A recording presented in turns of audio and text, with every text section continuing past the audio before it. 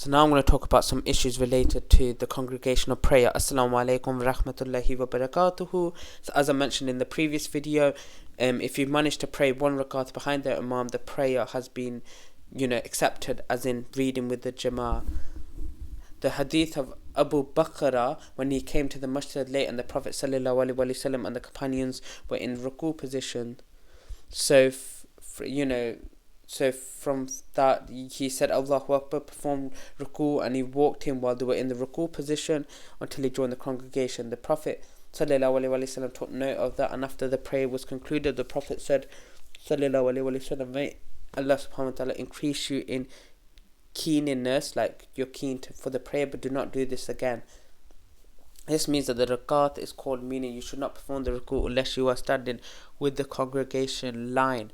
The issue number 2 is that women are not obliged to pray with the congregation. It's best for her to stay home, because the Prophet sallallahu alaihi wasallam said, do not prevent the female slaves from attending the masjid to pray, but let them go out unadorned. So they must not wear makeup, perfume. They mustn't, because those who wear makeup, perfume, because that is, we don't want to tabarruk, because this is a major sin. Issue number 3 is an obligation upon the imam before starting the prayer, that he must make sure that all the lines are aligned and everyone's shoulder to shoulder, foot to foot, and the first line's filled up, the second line's filled up before you start another line. That's really important.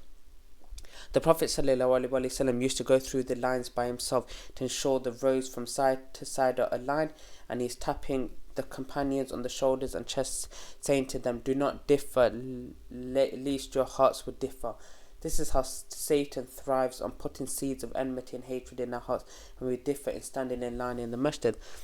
Issue number 4 is when a latecomer enters the masjid, finds the imam is in the prostrating position or sitting for tashahhud, he knows this rakat is gone, so he stands still or goes to a water cooler, takes a water bottle, so he wastes time or until the imam stands up, and this is wrong.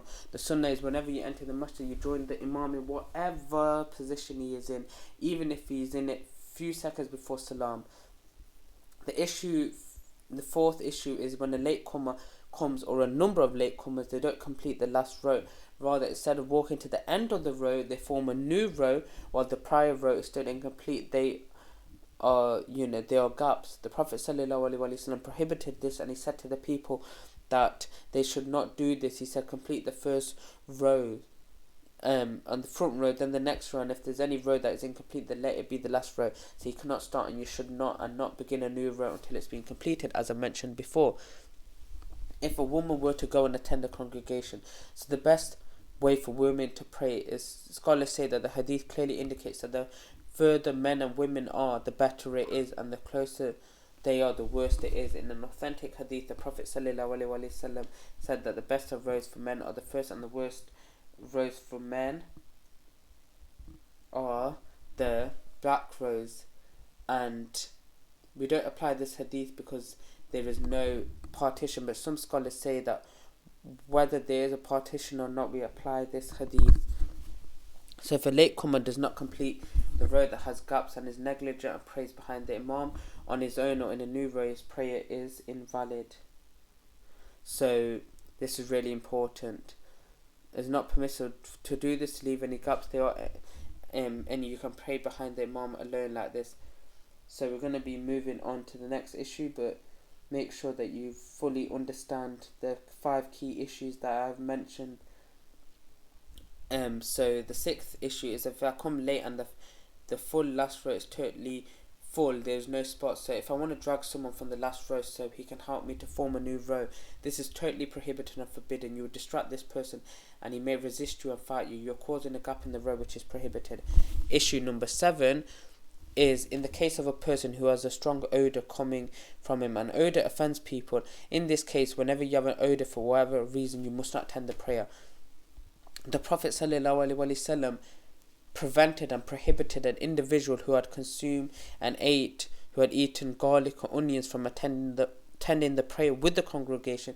And the Prophet ﷺ said, because if angels are offended by what humans are offended by, if someone has a bad body odour or smokes, this has an offensive odour, you must refrain from attending the masjid until the odour goes. And we are moving on to the last issue, the 8th issue. And a common mistake that some of the laymen may do is when they are in the comfort of their homes and they see on the TV screen, they see the prayer of the Haram area, and they are, they see the Imam and they start praying and saying, Allahu Akbar, and praying behind him. This is not permissible. Firstly, this is in a different country. Secondly, this is not praying in congregation. You're there on your own. There's no congregation present at the time where you are. You cannot see those people. You're not with them. You can see them, but you're not with those people on the TV screen. You're in a different location and place, and you're not present with the congregation, as I've mentioned. So please avoid those mistakes and keep clear of these issues, and try to make changes to our masajids to be in accordance, if there's obviously issues, to be in accordance with the sunnah of the Prophet sallallahu alaihi wasallam. And this is where I'll conclude the video. I'll leave you here. Fi amanillah wa sallallahu wa baraka ala nabina Muhammad. Astaghfirullah. Assalamu alaikum wa rahmatullahi wa barakatuh.